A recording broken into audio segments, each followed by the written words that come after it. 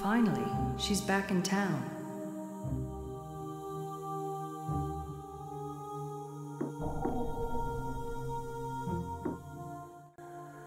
Hello, Yanka. Do you have some time for me? Yes, I do. Nice to see you again, Phoenix.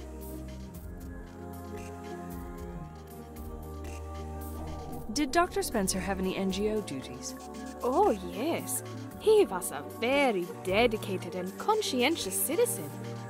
Which NGO is he affiliated with?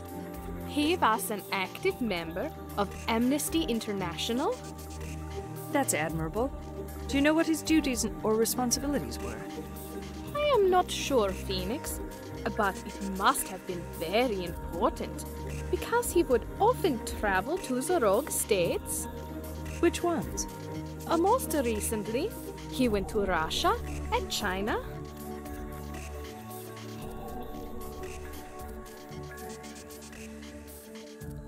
Did Dr. Spencer ever talk about his sexual partners? No, he was too preoccupied to discuss such insignificant matters. He thought sexual matters were insignificant? Well, he had an active sex life, all right. It's just that he didn't disclose any information here in the office. Then how do you know about Ivana? Ivana was a long-time partner of Dr. Spencer, and they often appear together at university functions. We all know Ivana. I got the impression from you that Dr. Spencer didn't care for such functions. Actually, he hated those functions. So I would always call Ivana to get her to convince him to attend. That's curious. I think I should meet this Ivana. I doubt you can. Why not? Because she took a long vacation following the incident and will not be back till the end of the month. Was Dr. Spencer involved in any other businesses? Not that I'm aware of. He was really too busy with his research to focus on another line of work. You know, history meant everything to him. So he did nothing other than university work? He occasionally joined conferences, but that would count as university work, right? I suppose it would. As a matter of fact, he was supposed to be the keynote speaker at a conference this weekend. And where was this conference going to be held? Here, in Adrianopolis, but it has been postponed to a later date, for obvious reasons. I see. You've been very helpful with my investigation. Thank you, Yanka. Sure thing, Phoenix. Poor Dr. Spencer. He was going to be the star of a conference this weekend. But instead... Anyhow, I should check out the flyer for this conference.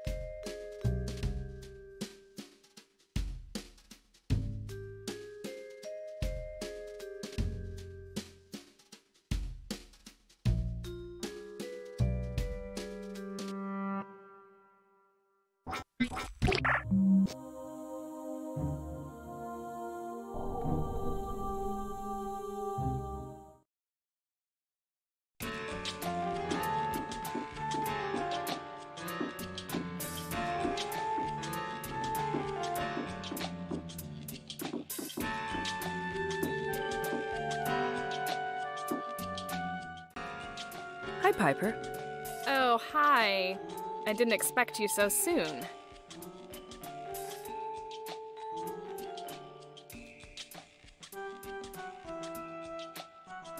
Did Mr. Bogdanov ever speak about going back to Russia? Back to Russia? What do you mean, back to Russia? You didn't know he was originally from Russia? No, I didn't. But I guess that would explain his strange accent and his odd ways of dealing with women.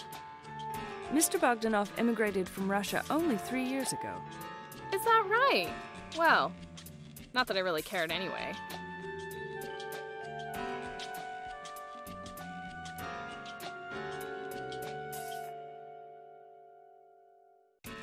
Do you think Mr. Bogdanov had any business deals to take care of in Russia? How would I know? He never shared his business plans with us. Can you think of any reason why he might have gone there? Maybe his main squeeze was there, if you know what I mean. You think he would go all the way to a rogue state for sexual interests? Well, we all know he wasn't getting enough of it here. That's for sure. What do you mean? How can you be so sure? Oh, come on. His actions clearly showed that he was a man in need. Of? You mean I have to spell it out for you? S-E-X.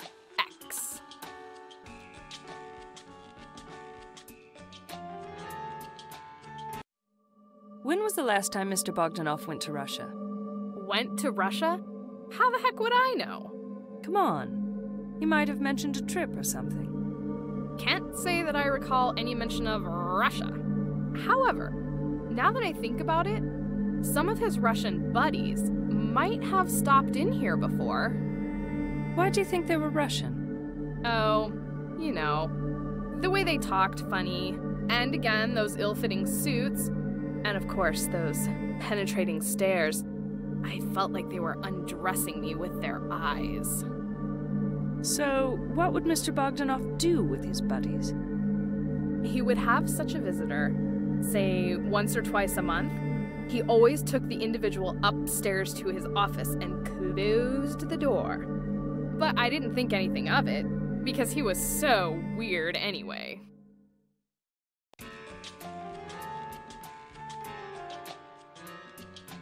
Did Mr. Bogdanov ever mention his relationships with others? With others? Are you talking about males or females? Either. We didn't talk about it much, other than shop talk. He wouldn't mention his friends? Sexual partners? No, I never heard him say anything about his friends, and I definitely wouldn't want to hear about his sexual partners. You mean you don't like to gossip? You look like the type that wouldn't miss any gossip. Oh, yeah? What makes you say that, Ms. Wallace? Investigative intuition, dear. So let's hear it. I have nothing to say about his relationships with other people, male or female. Oh, I gotta go now. Piper, I need to leave at once. There's an urgent matter. Suit yourself. You know where to find me. Bye for now. I will come back soon. Bye. Darn. Interrupted again. These foreign visitors of Bogdanov's. It's not very typical for a recent immigrant to receive visitors like that. I wonder what they were up to.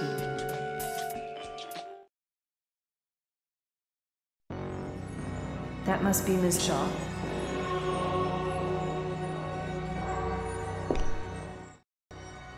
Hi, Ingrid. Hello, Phoenix. How are you today? Very well, thank you. And you? Very good.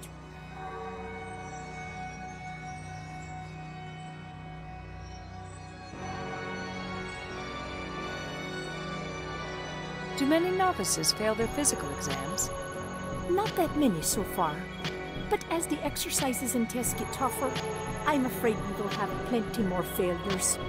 Why is that so? Novices have severe nutritional problems from their past, and most of them never exercised regularly. I need to get going.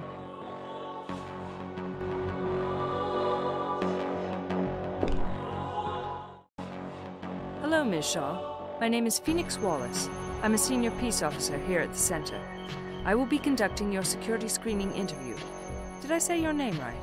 You did, Officer Wallace. Okay, good. Now, I'm going to give you a small brief about the procedure. Please. You are here today because you passed all necessary tests required for you to become a World Union citizen. Uh-huh. And I am here to evaluate your citizenship application from a security perspective. Yes, I will try to be as helpful as possible, Officer Wallace. Oh, thank you very much. Shall we start? Certainly.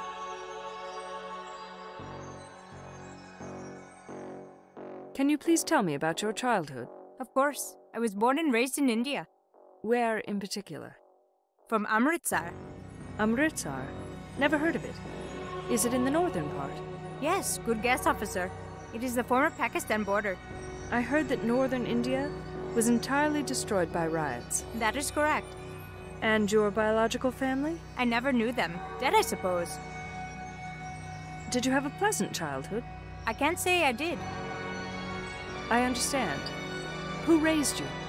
I was found by Hindu monks. They raised me to the age of 10, then turned me over to a regional English school. Who supported you economically?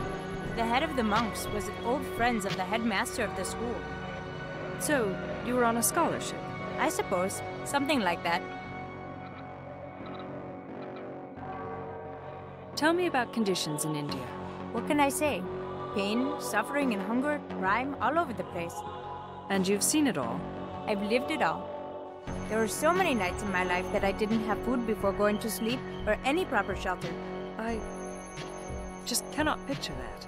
Well, I survived it all. As an old great philosopher once said, anything that doesn't kill you will make you stronger. He was certainly right. What does science mean to you? Are you asking about scientific living? Spot on. I didn't get a lot of chance to live scientifically in the past, but I am determined to change that. What do you mean by you didn't live scientifically? I mean, I made many mistakes all my life. Made decisions that had nothing to do with science. Suffered so much, and at this end of the road for me, I am tired. We all make mistakes, but do you have an urge for living in an unscientific way? No, I don't. I can imagine myself eating so little, doing no exercise at all. No, those days are over for good. How about economic favoritism? Officer Wallace, I suffered all of my life. Never had enough economical power to abuse it in that way. I always had to settle for little, but not anymore. I came this far. I'm going to make it. Your dedication is admirable. Thank you. What about nuptial agreements? Never had an opportunity to get close to a man like that. No social pressure? When you have no biological family in India, nobody cares about you.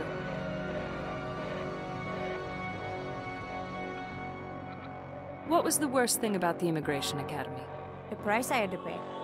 Oh, you mean the tuition fee? Yes, I had to save for 6 years while running on empty, basically. How did you earn the money? I did bad things, including hacking. Hacking? As in computers? Yes, I had to do something, officer. I was so tired of drifting from place to place. There's no other way to accumulate all that money. How did you find hacking jobs? Through the internet. Most of my customers never met me. And you never used your real name, right? Never. I was known as the Ghost.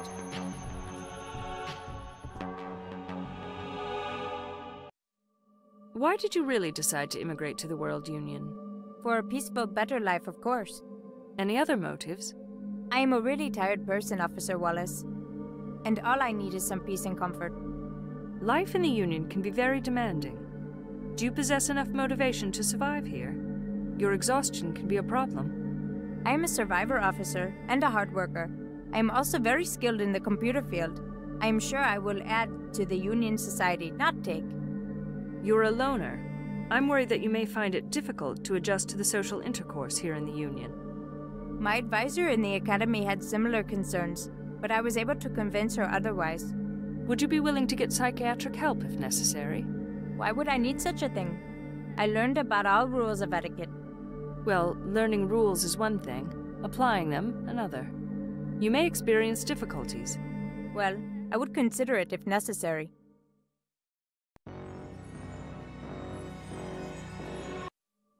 I believe you were a complete social outcast. No, I was not. I had to stay away to survive. Don't lie to me, Rana. The devices show it when you lie. I think you will have a very difficult time fitting in the Union society. I doubt that, Officer Wallace. You lived alone all your life. How can you socially fit in? You need to engage in social intercourse to stay clear of any neurosis. I am not neurotic. And you know that. Not yet. And I'm not sure how you are not neurotic after all you've been through. As I said, yoga can do wonders. You're lying. Why should I lie? To hide the truth, of course. What truth? Your true motive to come here.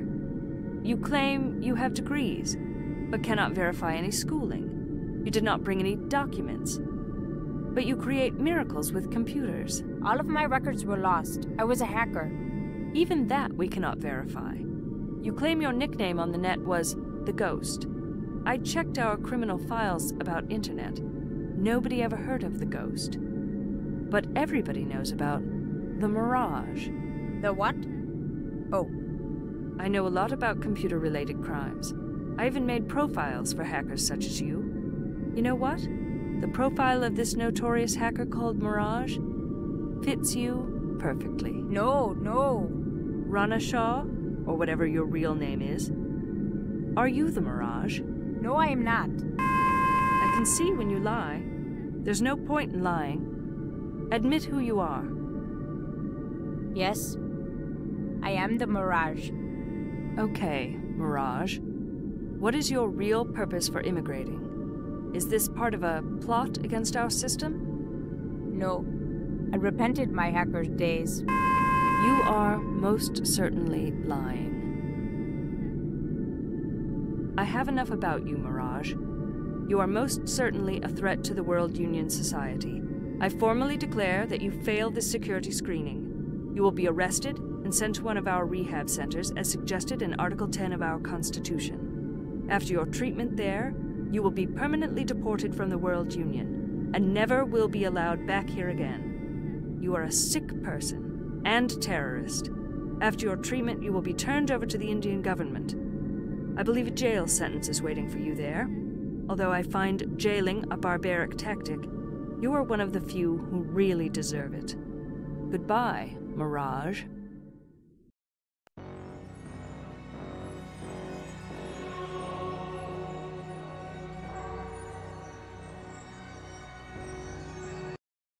My word, Mirage.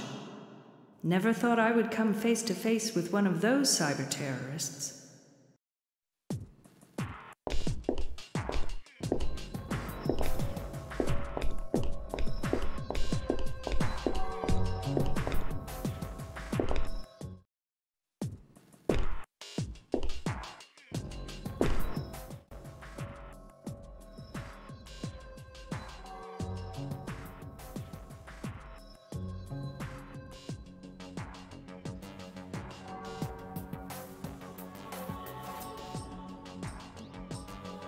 There, all done.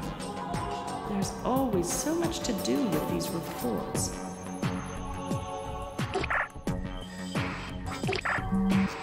It's closed.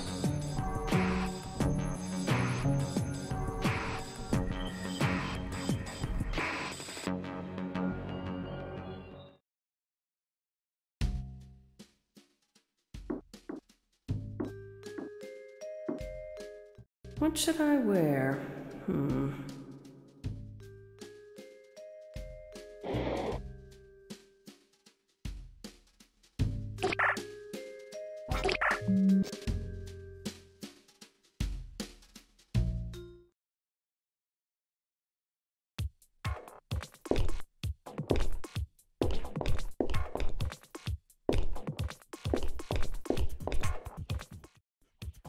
Hi, Pierre. How are you? What do you want? Are you aware that the two of you made a lot of money from your consulting business? Sure. And we split it all, so what? And just how much do you think you guys made? I know exactly how much we made, but I am not about to share my financial details with you. Well, I have a figure that may surprise you. And why would that be, Officer Phoenix? Because your business was generating shitloads of money. Yet Bogdanov was giving you only a token of it. And you expect me to believe that? It's all right here, on his financial statement. PA, upload Bogdanov financial details file to Pierre DeVille. Oh, that slimy bastard! I should have never trusted that mofo. I knew it! You knew it? Yeah, I had a feeling, that he was filling his own pockets. Nothing scientific, I suppose. No, nothing of that nature. That fat bastard.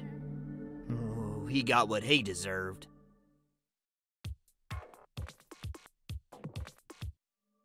So, what kind of money did you think the two of you were making from the art business? I'm not interested in sharing that with you. Come on, Pierre. As you can see from the file I uploaded to your PA, I know quite a bit about your business deals. I just need a confirmation on the amount you received from him. That's all.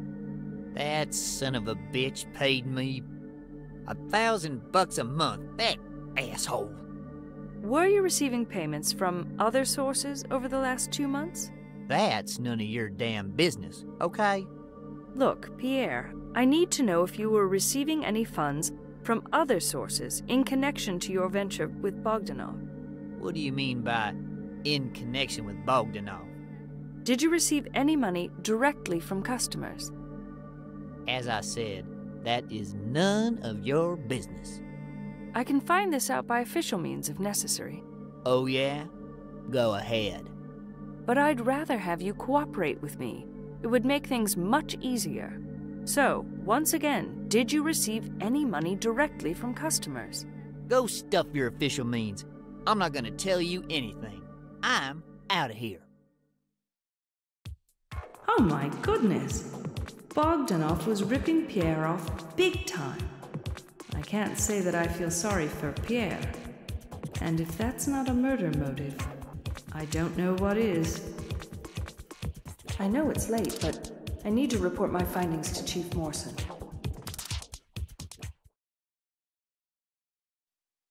You better have a good reason for bringing me here this late. I only have a little time. Continue.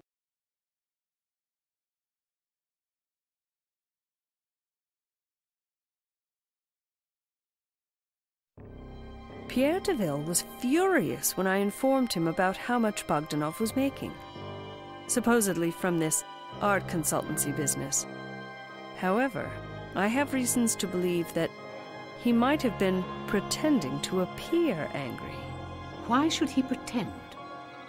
Maybe he already knew how much Bogdanov was making. I think Pierre DeVille is a very untrustworthy character. I don't like him at all. In addition, Pierre DeVille informed me that he only received $1,000 a month from Bogdanov. And that's the amount that was recorded in Bogdanov's bank records, right? Right. However, Pierre refused to tell me whether or not he was receiving payments directly from customers. Do you think he was? I sincerely doubt it. I should check his bank records to verify.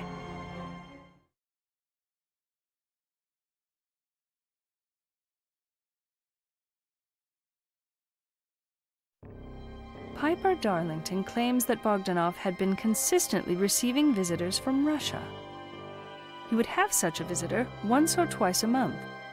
Apparently, Bogdanov always took the individual upstairs to his office and closed the door. How does she know these people were Russian? Piper claims that these visitors resembled Bogdanov in the way they talked and dressed.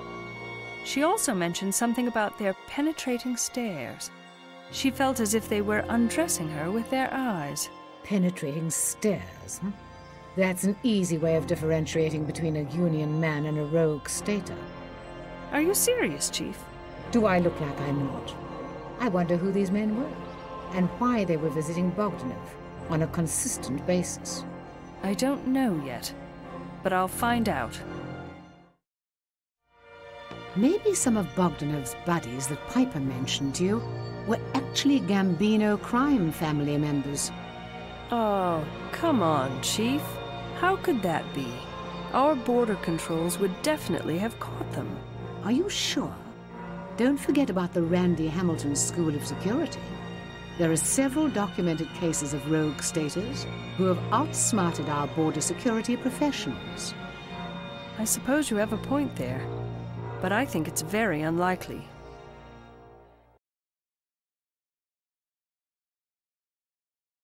Piper Darlington had no idea that Bogdanov had immigrated to the Union from Russia.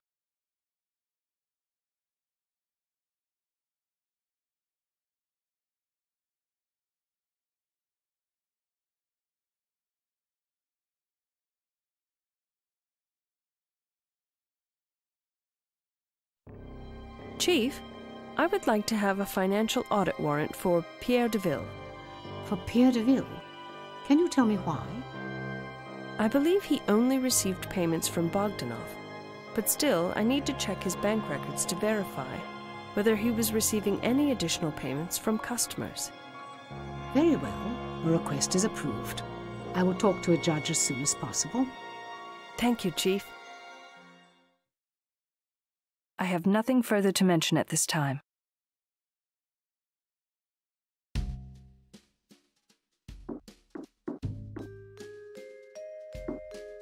What should I wear?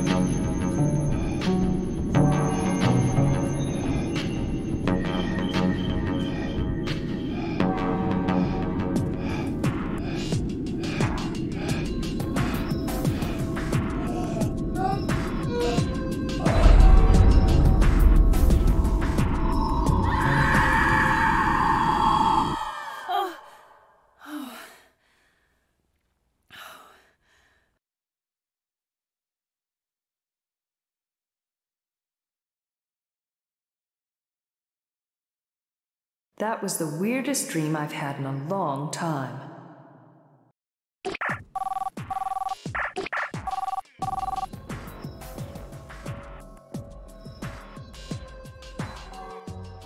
The judge has issued a financial audit warrant for Pierre Deville. You may check his bank records to see whether he was receiving any additional payments from customers. Great. Thanks, Chief.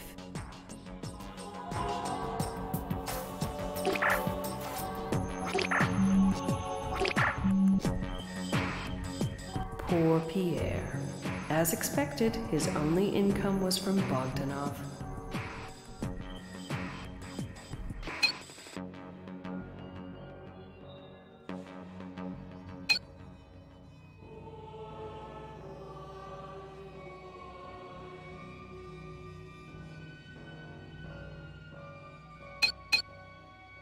I think it's time to report my findings to Chief Morrison. I have some important facts to discuss, Chief. I went into Pierre Deville's financial records and verified that his only income was $1,000 that he received monthly from Bogdanov.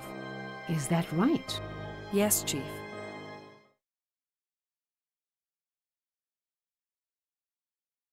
I have nothing further to mention at this time.